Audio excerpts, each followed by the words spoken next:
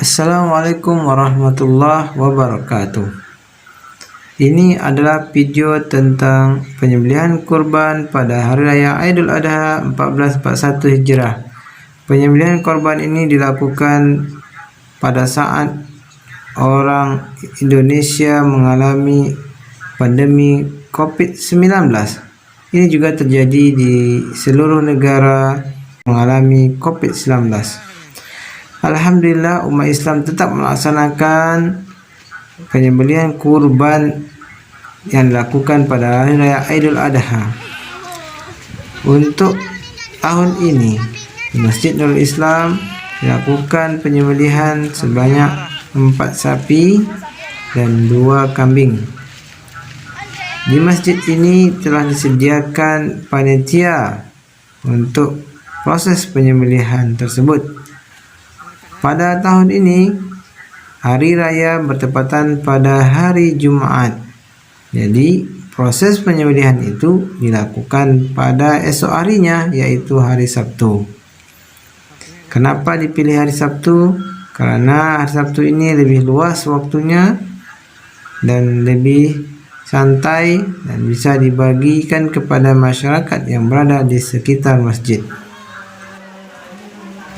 Ini adalah hewan korban sapi yang dianya lari daripada penyembelihan, yaitu diikat di beluti, tapi belutinya patah. Begitulah kuatnya sapi ini dan berhati-hati dalam penyembelihan, sehingga setiap penyembelihan ini perlu beberapa orang untuk memegang sapi ini sehingga tidak meronta-ronta. Kita baca Bismillah, Allahu Akbar dan bertakbir. Allahu Akbar, Allahu Akbar, Allahu Akbar, walillahil hamd. Ini sapi yang berikutnya yang bersedia untuk menjadi kurban. Kurban adalah sesuatu ibadah yang dianjurkan dalam Islam. Berkat dari rezeki yang diberikan oleh Allah kepada hambanya, dengan rasa syukurnya membagikan hewan kurban kepada masyarakat, terutama masyarakat yang kurang mampu, yang tidak bisa membeli daging sapi atau membeli daging. Nah, pada kesempatan hari raya yang penuh berkah ini, semua umat Islam mendapatkan daging sapi. Begitulah Allah Subhanahu wa taala menyuruh kita untuk saling berbagi. Umat Islam sangat berbahagia pada Hari Raya Idul Adha karena bisa melihat hewan korban untuk disembelih dan dibagikan kepada masyarakat. Adapun keutamaan bagi orang yang berkorban, yaitu berdasarkan hadis yang berikut ini.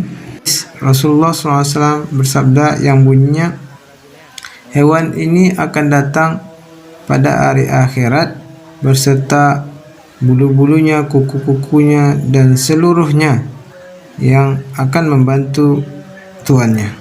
Oleh sebab itulah, beruntunglah bagi orang yang telah melaksanakan kurban. Semoga apa yang dilakukannya itu diterima amalannya oleh Allah Subhanahu wa taala dan menjadi penolongnya di akhirat kelak. Karena di akhirat kelak hamba itu akan mengharapkan pahala yang dia lakukan secara ikhlas. Adapun pahala yang kita lakukan ini tidak tahu yang mana satu yang akan diterima oleh Allah Subhanahu wa taala. Oleh sebab itulah maka kita harus banyak melakukan ibadah. Ibadah mana yang diterima oleh Allah itu akan menjadi bekalan kita, membantu kita ketika kita dalam keadaan kesusahan dan mengharapkan pertolongan di akhirat kelak.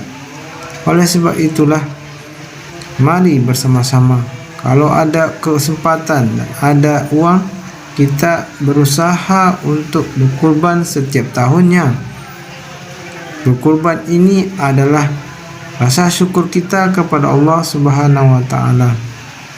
Berkurban adalah menghilangkan rasa hewan kita, rasa egois kita, sehingga kita menjadi orang yang taat kepada Allah, menghilangkan hawa nafsu hewan tersebut, yaitu nafsu kikir, mau makan sendiri, mau menjadi penguasa yang kuat, menekan yang lemah seperti hewan.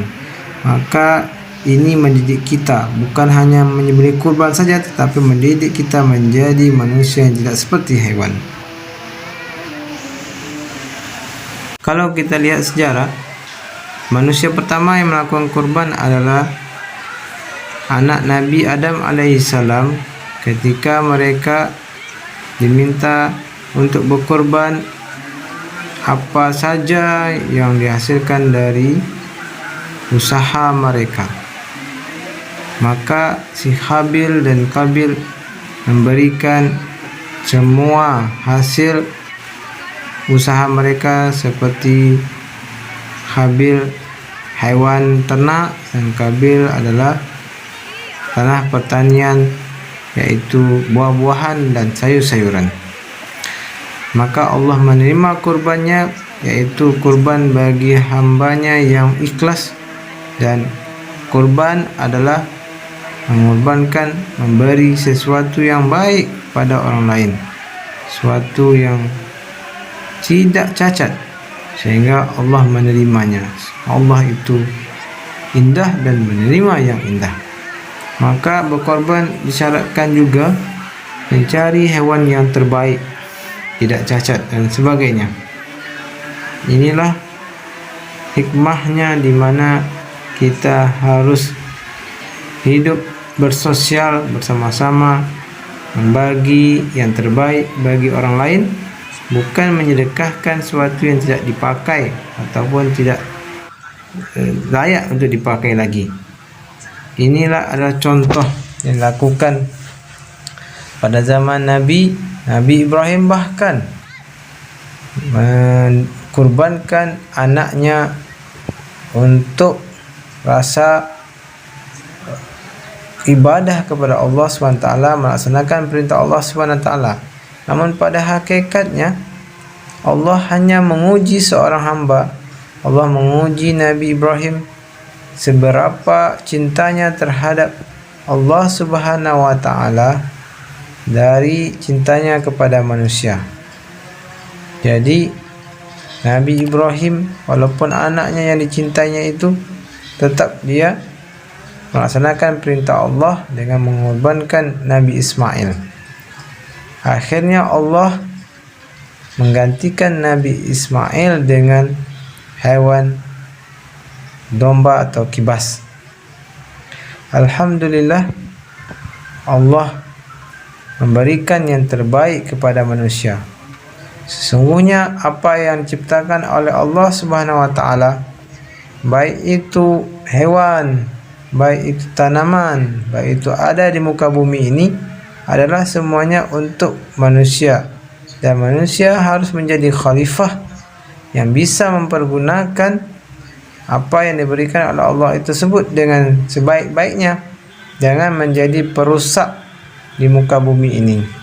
Jadilah seorang yang hamba yang menjaga kedamaian dan menjaga ketertiban dan melakukan sesuatu perintah Allah dan meninggalkan segala larangannya. Adapun dalam Al-Quran anjuran berkurban, yaitu Al-Quran menjelaskan dalam surah Al-Kawthar ayat 2 yang bermaksud, maka dirikanlah solat kerana Tuhanmu dan berkurbanlah. Jadi ibadah kurban ini adalah ibadah sunnah muakkad yang dianjurkan kepada orang yang memiliki kemampuan. Berdasarkan hadis tadi, maka Rasulullah SAW memberi peringatan kepada orang yang kaya memiliki kemampuan tidak berkurban, maka jangan dekat-dekat musola kami. Dapat dalam hadis yang diriwayatkan oleh Abu Hurairah SAW bersabda yang berbunyi, barang siapa yang memiliki kelapangan harta sedangkan ia tidak berkurban, maka janganlah dekat-dekat musola kami. Hadis riwayat Ahmad dan Ibnu Majah dan Hakim. Kemudian adapun syarat-syarat hewan kurban itu, yang pertama, hewan kurban mestilah hewan ternak, yaitu unta, sapi, kambing ataupun domba. Selain hewan-hewan ternak itu, tidak bisa dijadikan sebagai hewan kurban.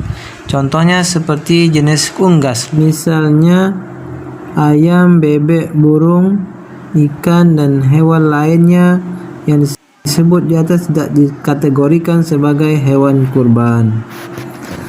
Ini berdasarkan firman Allah Subhanahu wa taala, yang bermaksud firman Allah tersebut adalah, dan bagi tiap-tiap umat telah kami syariatkan penyembelihan kurban supaya mereka menyebut nama Allah terhadap binatang ternak yang telah direzekikan oleh Allah kepada mereka. Adapun syarat yang kedua, hewan ternak yang akan dikurbankan itu haruslah mencapai usia minimal yang diatur oleh syariat Islam. Yang pertama, contohnya unta harus berumur 5 tahun dan telah masuk ke tahun ke-6. Sapi atau kerbau minimal 2 tahun dan masuk ke tahun ke-3. Kambing jenis domba atau biri-biri berumur 1 tahun. Kambing jenis domba bisa berumur 6 bulan jika yang berusia 1 tahun itu sulit ditemukan. Kemudian kambing biasa yang bukan domba ataupun biri-biri minimal usia 1 tahun dan telah masuk tahun kedua. Nah, berdasarkan syarat di atas maka tidak sah berkurban menggunakan kambing, domba, unta ataupun sapi yang belum cukup umurnya.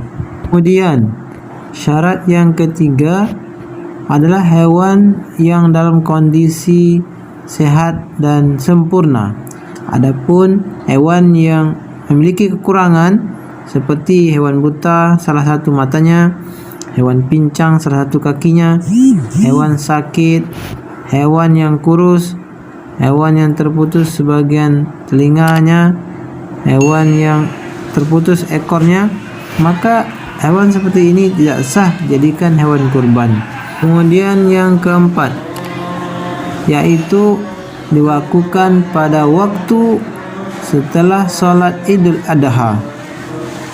Kemudian dilakukan pada hari tasyrik, yaitu 11, 12, 13 Zulhijjah. Sekianlah persyaratan hewan kurban. Semoga bermanfaat. Jangan lupa subscribe, like, dan komen. Wassalamualaikum.